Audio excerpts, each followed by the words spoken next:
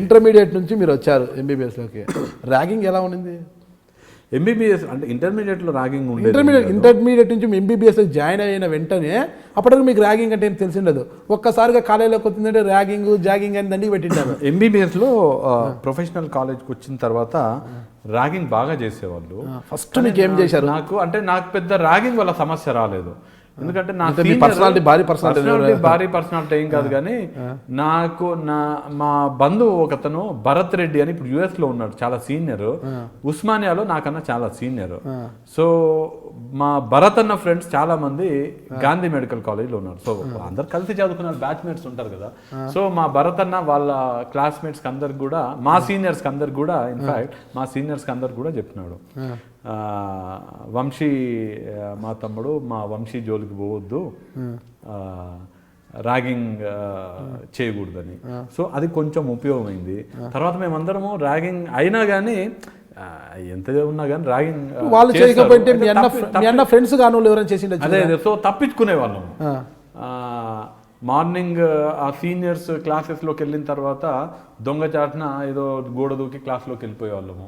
Okay, ఎక్కువ ragging lunch టైంలో చేస్తారు. సో లంచ్ టైంలో ఏం చేస్తారంటే మేమందరం కలిసి గాంధీ మెడికల్ కాలేజ్ బషీర్బాగ్లో పక్కన ఆయకార్ భవన్ అని ఇన్కమ్ ట్యాక్స్ వాళ్ళ ఆఫీస్ ఉంటుంది. మేమందరం కూడా లంచ్కి అక్కడైతే తెలియదని ఆ ఆయకార్ భవన్కి పోయేవాళ్ళం. ఓకే, సో అక్కడ భోజనం 6 రూపాయలు 7 రూపాయలు ఉండేది. సో లంచ్ చీప్గా దొరికేది, తర్వాత ర్యాగింగ్ నుంచి బయటపడేవాళ్ళం. సో ఆ విధంగా ఏదో ఒకటి చేసి ర్యాగింగ్ నుంచి తప్పించుకునే ప్రయత్నం చేసేవాళ్ళం. స్టూడెంట్ లైఫ్లో బాగా నాన్ వెజ్ అది బాగానే ఇష్టపడి తింటుంటారు స్టూడెంట్స్ అంతా కూడా. బాగానే మీరు 6 రూపాయలు అన్నం అంటే అన్నం పప్పు పెడుతుంటారు కదా, బాగానే తినేవారా? అంటే ర్యాగింగ్ కన్నా అది బెటర్ కదా అనుకునేవాళ్ళు. అంటే ఆ ర్యాగింగ్ చేసే ఫస్ట్ ఇయర్ అయిపోయిన తర్వాత నేను యాక్చువల్ చాలా లీన్గా ఉండేవాడిని. నేను ఎంబీబీఎస్ జాయిన్ అయినప్పుడు ఫస్ట్ ఇయర్ ఫోటో, ఇప్పుడు నేను ఫస్ట్ ఇయర్ ఫోటో పక్కన పెట్టి చూస్తే వీడేవాడు అంటారు మీరు కూడా. సెకండ్ ఇయర్ థర్డ్ ఇయర్ తర్వాత మా బషీర్బాగ్లో ఉన్నటువంటి కాలేజ్ ఇప్పుడున్నటువంటి ప్రస్తుత చెంచల్ మన ముషీరాబాద్ జైల్ క్యాంపస్లోకి షిఫ్ట్ అయిన తర్వాత బావర్చి బిర్యానీ దగ్గరలో ఉండేది. సో మా కాలేజ్ వాళ్ళందరికీ అది ఫేవరెట్ ఫుడ్ అనమాట. ఆ బావర్చి బిర్యానీ తిని బహుశా అది స్టార్ట్ అయిన తర్వాత నేను కొంచెం ఈ మాదిరిగా ఉన్నా, లేకపోతే చాలా లీన్గా స్కెలిటన్ లాగా ఉండేవాడిని. మీ రహస్యము బావర్చి బిర్యానీ అన్నమాట. బావర్చి బిర్యానీ. ఇప్పటికీ బావర్చి బిర్యానీ ఇంకా ఏదైనా మార్చారా? ఇప్పటికీ అంటే ట్రెండ్ మారిందంటారా?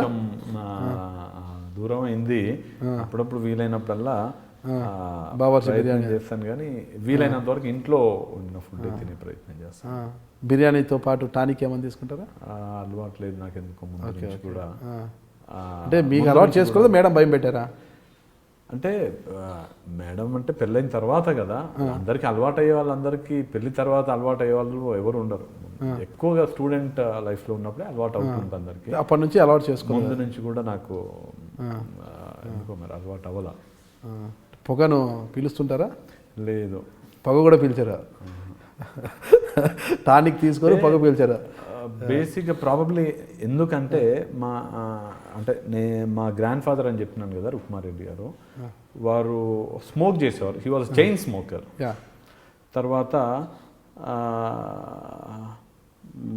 సో వారికి లిక్కర్ కూడా అలవాటు ఉంది. అంటే అయితే వారికి ఆరోగ్యం చెడిపోయింది. సో నాకు వారితో బాగా అటాచ్మెంట్. ఓకే.